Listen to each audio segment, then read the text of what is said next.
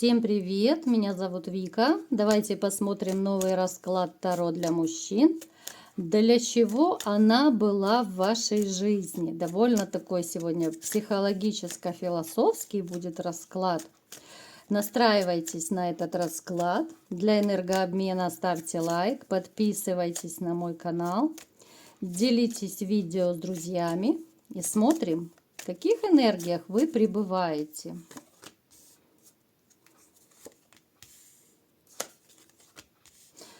Вот снова, знаете, такое состояние идет, хочется умчать куда подальше, на край света. Достала вот эта вся бытовуха, достала моральное состояние, достала работа, может быть, кто-то устал, особенно тот, кто физически из вас работает. Знаете, вот у меня складывается впечатление, что у вас в жизни на данный момент работа, работа, работа, знаете, как будто вот марафонец вы. Бежите, и конца края не видно. Да, вы очень умелый человек, вы мастер в своем деле, вы можете других научить. Вы, в принципе, знаете, вот, хоть вроде бы даже вот, допустим, у вас, если и рабочая профессия, но вы вот настолько вот такой, знаете, насколько уверенный в себе. Вы очень такой человек, который живет очень по совести, по справедливости. Вы руку помощи протянете, вы поможете старикам, детям. То есть вы такая вот щедрая душа. Но вот моральное состояние оставляет желать лучшего. Ну, выдохлись вы. Вот знаете, как будто вот эмоциональное выгорание, вот весеннее такое выгорание, когда уже все, руки опущены, есть усталость, есть неопределенность в жизни, плюс есть желание вообще то ли сменить атмосферу, куда-то уехать, просто отдохнуть. Тем более, что вот любимой женщины я рядом не вижу. Это тоже один из пунктиков, который погружает вас в какую-то тоску, в уныние, да, вот в разочарование, что ли. Так, что еще? Да, вот я не могу сказать, что у вас сейчас такое суперское приподнятое настроение. Нет, абсолютно. Вот вы знаете, у вас может даже у некоторых проигрываться такое состояние, когда не хочется никого видеть, не хочется никого слышать. Достало все. Состояние, когда хочется подключать все гаджеты, телефоны, да, вот забетонировать двери, чтобы вообще никто не увидел, не услышал, чтобы все оставили в покое. Вот однозначно есть какая-то вот усталость. У каждого это будет, конечно, по-своему проигрываться. У кого там такие вот, знаете, житейские проблемы вас достали, у кого-то все вместе. Ну, то есть, знаете, навалилось, вот все навалилось в одночасье, не в одночасье. Но, тем не менее, вот этот груз жизненный, он как бы не дает вам покоя. Вы очень щедрый человек, вы всегда, знаете, вот идете на уступки, вы очень лояльно относитесь к людям, и, кстати, многие люди это видят и по жизни как-то вот используют вашу доброту. Это тоже довольно немаловажный аспект, но другим вы быть не можете. Вы просто не умеете жить по-другому. То ли вас воспитали так родители, что честно, по совести нужно жить, нужно к старикам уважительно относиться, да, но вы не умеете по-другому. В вашей жизни, да, произошли кардинальные перемены. Что за кардинальные перемены? Да, это касается личной жизни. Вот эту женщину, я вскользь коснусь, да, не хочу вам душу бередить.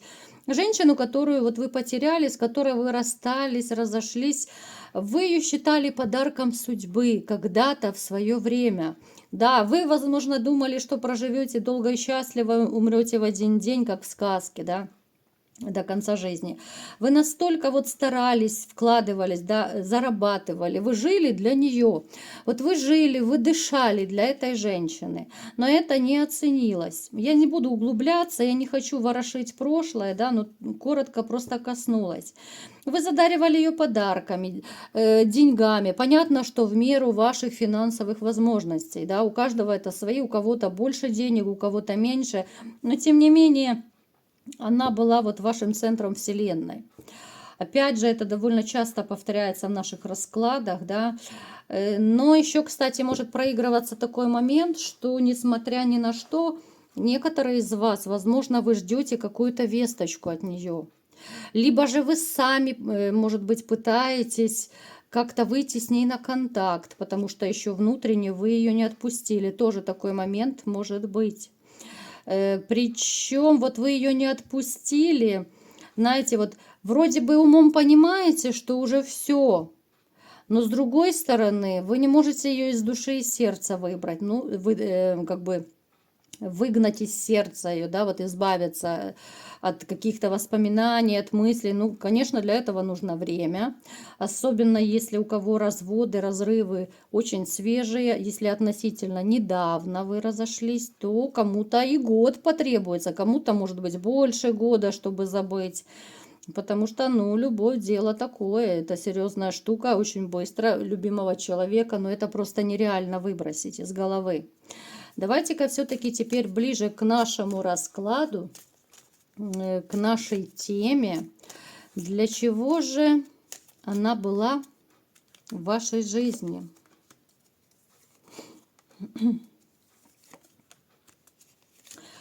Вот знаете, я вам скажу, вот до нее вы жили, не тужили. Вы довольно неплохо стояли на ногах. Вот как-то вот по жизни так повелось. Я не говорю, что вы были там олигархом, миллионером. Но, в принципе, я не могу сказать, что вы там бедный, несчастный до нее были. Нет, у вас были женщины, у вас были и есть друзья, у вас есть люди в окружении, которые могут вам и помочь, и руку протянуть, руку помощи, если нужно, да. Вот как-то вы жили, даже, может быть, больше для себя жили. Кто-то менял женщин, кто-то хотел найти одну единственную любимую, да, и вы-то ее нашли. Но, знаете, вот я бы сказала, что вы свою женщину, вы сделали ее. Может проигрываться, что она была, ну, как бы серой мышкой, что ли, либо же из каких-то таких сословий, может быть, из бедной семьи. Ну, то есть, знаете, вот чем-то мне напоминает сказку про Золушку, которую отмыли и сделали принцессой. Вот в таком плане я имею в виду. Вы ее сделали, вы в нее вкладывались. Вот знаете, вот ваша миссия – это один из пунктов, почему вот она была послана в вашу жизнь. Во-первых, вот у вас миссия по жизни помогать людям. Вы такой человек, который будете вот вкладываться именно в других людей. Кстати, уже я помню, не в одном раскладе такое было, что вы такой человек, ну, душа нараспашку, вы открытая душа, вы щедрая душа. И у вас вот миссия свыше, помогать ближним, да, кто чем может. Кто-то деньгами помогает, кто-то там, я не знаю, советами, чем угодно. Кто-то, может быть, делами какими-то. Вот вы, я думаю, вы заметили уже многие, что вот такие жизненные ситуации у вас попадаются, что вы людям часто то ли помогаете, то ли вытаскиваете из какого-то, я не знаю, там не хочу грубые слова говорить, из не очень приятных таких моментов, ситуаций, да, из низших сословий, да. Может быть, вы помогаете людям, которые уже опустились там, да, и разные вредные привычки и так далее, вы их вытаскиваете, вы как-то руку помощи протягиваете. То есть вот ваша основная миссия – это помогать людям, это вкладываться, да. Плюс еще, сейчас я хочу уточнить, смотрите, для чего она еще вам была дана. Эта женщина еще вам была дана для того, чтобы вы немного вот поработали над собой. Хотя, я думаю, ну даже не немного. Здесь как раз много нужно поработать, чтобы, знаете, вот вы такой добряк безотказный просто. Вот она еще была вам дана для того, чтобы вы научились вот дозировать свою любовь. Опять же, я уже об этом как-то говорила в своих видео. Вы, когда любите, вы щедрая душа, вы отдаетесь до последнего. Вы, ну вот, пытаюсь подобрать слова, но вы готовы, знаете, вот последнюю рубашку снять, вы до последней клеточки просто отдаетесь. Вот про себя вы как-то забываете. И вот эта ситуация вам дана для того, чтобы вы переосмыслили свое отношение с женщинами, свое отношение к себе, потому что вот ваша женщина, да, вы взрастили эгоистку, вот если по-простому и коротко. Напишите в комментариях, согласны вы со мной или же нет. Вот вы своей любовью, вы своей заботой, деньгами, подарками, всем тем, что вы делали, вы вырастили эгоистку. Да? Вот вы отмыли Золушку и сделали из нее эгоистку. Казалось бы, благими намерениями, да? Не зря есть такая пословица. То есть вам дана еще была эта ситуация для того, чтобы вы уже сейчас, вот после того, как вы разошлись, чтобы у вас произошла переоценка ценностей, вы наконец начали хоть немножечко любить себя, чтобы вы начали хоть немножечко жить для себя, чтобы вы почувствовали, что вам хочется. Вот научитесь чувствовать свои хотелки. Что я хочу сегодня? Вот я говорила уже, да, для примера. Что я хочу, допустим, сегодня на ужин? И я вам скажу, что далеко не каждый может определиться так сразу со своими желаниями. Начинаем там с еды, с элементарного. Вот кто-то хочет какую-то вкусняшку, которая давно, допустим, которую вы не позволяли себе купить. Может быть, она дорого стоит, да? Или еще что-то. Ну, то есть научитесь слушать себя, научитесь жить для себя. Вот эта ситуация, эта женщина вам была послана для того, чтобы вы научились жить для себя, любить себя. Потому что если вы не любите себя, вас не будут любить окружающие. Получается замкнутый круг. Да, вы ее отмыли, вы в нее вложились, вы ее залюбили, но про себя вы забыли. Понимаете, какая ситуация выплывает? Вы забыли о своих хотелках. Вот сядьте, хоть и сегодня, напишите на листочек, что бы вам хотелось. Ну, такое, чтобы это было реально. Я имею в виду не на Марс там полететь завтра, да? А вот что вы хотите, начиная с элементарного, да? Может быть, кто-то хочет поменять стиль одежды, может быть, кто-то хочет куда-то поехать. И начинайте потихонечку воплощать. Еще раз говорю, начинайте с малого. И вы увидите, насколько это классное состояние, когда ты себя любишь. Это, знаете, вот оно переходит в особую энергетику, это чувствуют даже окружающие. Вы становитесь тогда более уверенным в себе человеком. Потому что когда вот вы были в роли, ну, грубо говоря, вот какой-то, я не знаю, ну, прислуги, не прислуги, вот вы служили своей женщине, да, я никого не хочу обидеть, вы служили своей женщине, вы вкладывались, то есть она была для вас королева, а вы были где-то там внизу, у ее ног, грубо говоря, просто потому что вы ее любили, но вы в разы ниже нее стояли, понимаете, о чем я говорю? Поэтому сейчас вот учитесь поднимать себя на высоту, учитесь быть королем, да, учитесь быть тем самым императором, который у нас часто в раскладах выпадает. Вы ведь внутренне, вы император, вы сильный мужчина, вы самодостаточный мужчина. Даже если у вас нет заводов, пароходов, вы можете себе многие вещи позволить. Давайте с этого начнем. Другое дело, что, может быть, вы привыкли экономить на себе. Вы так вы воспитаны так, что нужно деньги сначала там детям, родителям, жене, туда-сюда. Вот просто сядьте и подумайте, как вы жили, для кого вы жили, что вы имели для себя, что вы имеете сейчас, да, вот. Проанализируйте, насколько изменилась ваша жизнь, когда вы остались один без этой женщины. Я думаю, у многих в плюс уйдет в этом плане.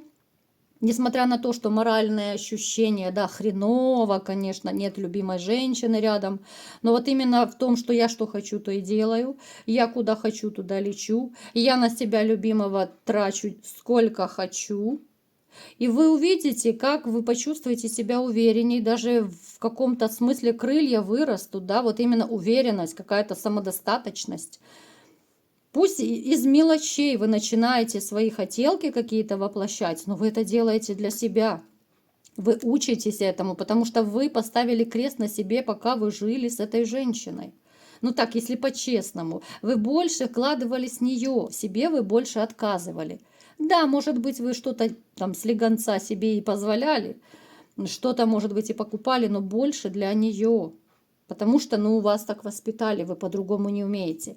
Поэтому еще раз говорю, вот эта ситуация вам дана, чтобы кардинально поменять вашу жизнь, чтобы похоронить вот эту какую-то неуверенность в себе, похоронить свои комплексы, свои страхи, похоронить вот это состояние, которое вселяет какую-то неуверенность в себе, да, чтобы воспрять духом, чтобы у вас начался после вот этих вот, так сказать, да, в кавычках, похоронных ситуаций, чтобы вы воспряли, чтобы вы, знаете, вот переродились в другого человека. Вы даже, кстати, почувствуете себя другим, когда проработаете себя, когда вы научитесь чувствовать свои желания.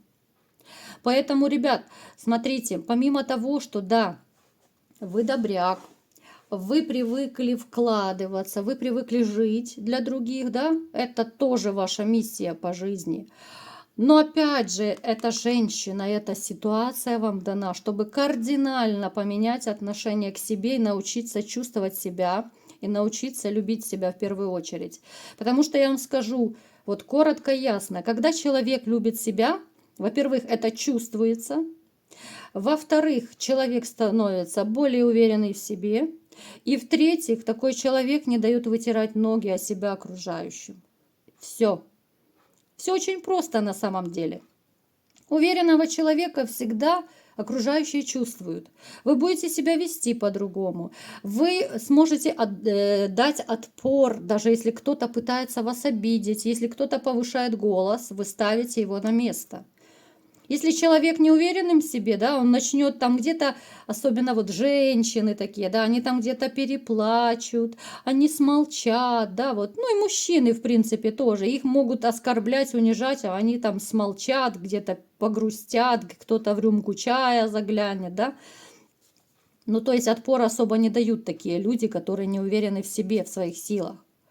Уверенный же человек, он четко даст отпор, даже, не дай бог, малейшее повышение тона, и он обидчика поставит на место. Понимаете, словом тоже можно отлично отрезать любого человека.